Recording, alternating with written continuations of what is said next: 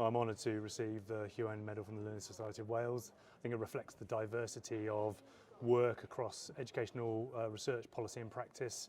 That's clearly hugely important for Wales as we embark upon these major education system level reforms that have been taking place over the last few years and will continue to do so over the coming years.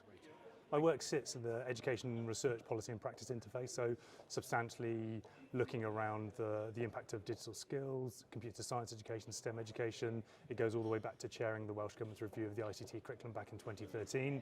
But we've seen the culmination of this work through the publication and the implementation of the new curriculum for Wales from 2022 onwards. So wider kind of digital policy work, digital skills, economy and infrastructure, health and social care, but firmly grounded in thinking about what it means to be a digitally confident, data literate, computational thinking, AI savvy citizen of Wales now and in the future.